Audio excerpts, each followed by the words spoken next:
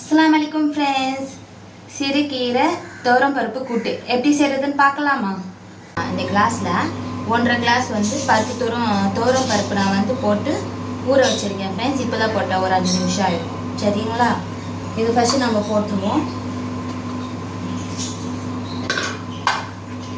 இது போட்டதுக்கப்புறம் ஒரு பச்சை மிளகாய் சின்னதாக 4 பல்லு பூண்டு இதுவும் போட்டுருவோம்.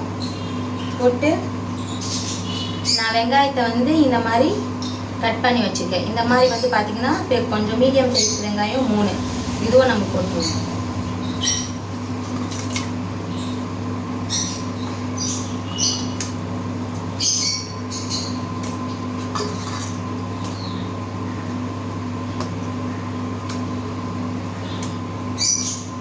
அப்புறம் தக்காளி இந்த மாதிரி நான் கட் பண்ணி வச்சுருக்கேன். இந்த மாதிரி தக்காளி சின்ன சைஸ் இருக்கு இல்லையா, அது 4 போதும்.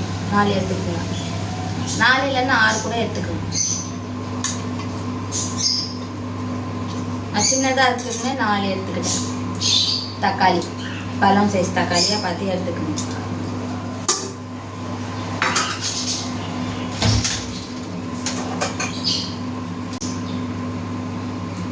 கொஞ்சமாக மஞ்சள் தூள், காரத்துக்கு மிளகாய் தூள். நம்ம ஆல்ரெடி பச்சை மிளகாவும் போட்டிருக்கோம், அதனால மிளகாய் தூள் கொஞ்சம் போட்டால் போதும். கொஞ்சம் சீரகம் உங்களுக்கு ஏற்ற மாதிரி போட்டுக்கோங்க. பெருங்காய் தூளும் போட்டுக்கலாம். பெருங்காய் தூள் நீங்கள் சாம்பாருக்கு போடுவீங்க இல்லையா, அந்த மாதிரியே போட்டுருங்க, போதும் அதுவே. அப்புறம் கீரை நான் 2 கட்டு கீரை எடுத்திருக்கேன். 2 கட்டு கீரையே போட்டுருவோம். ஆல்ரெடி நான் வாஷ் பண்ணிட்டேன் ஃப்ரெண்ட்ஸ், ஓகேங்களா? நீங்கள் வாஷ் பண்ணி கடைசியாக கீரை போட்டுருங்க. தண்ணி நம்ம கொஞ்சம் லைட்டாக போட்டால் போதும். எதுக்கு சொல்கிறேன்னா, தண்ணி இதுக்கு கூட்டுக்கு திக்னஸாக இருந்தால் தான் நல்லாயிருக்கும்.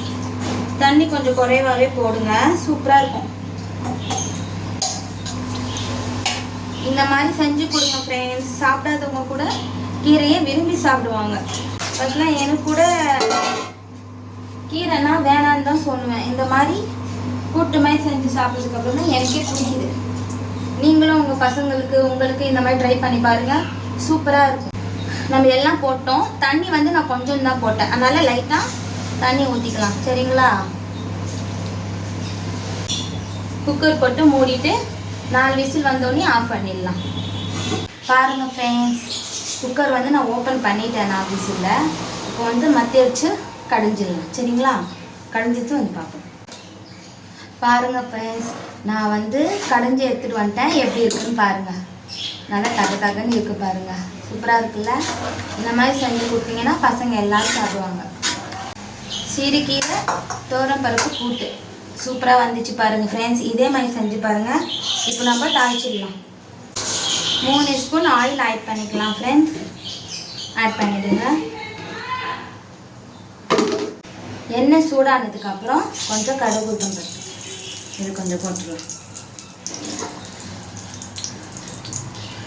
இது போட்டு பொரிஞ்சோன்னா கொஞ்சம் கருவேப்பிலை, இடித்து வச்ச பூண்டு கொஞ்சம்,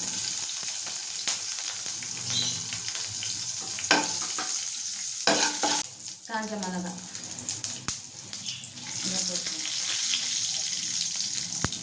கொஞ்சம் பொடியாக நறுக்குன வெங்காயம் இதுவும் போட்டு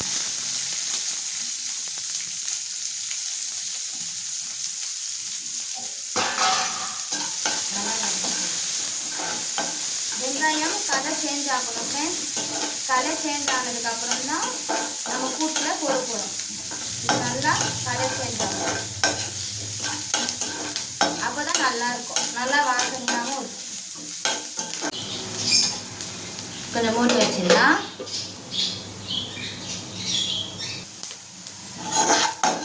இந்த மாதிரி ஆகணும் ஃப்ரெண்ட்ஸ். இந்த மாதிரி வெங்காயம் கலர் சேஞ்ச் ஆகணும்.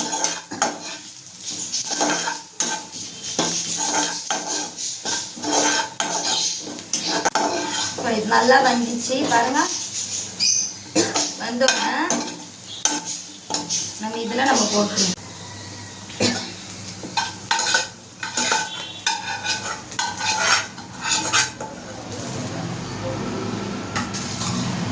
பாருங்க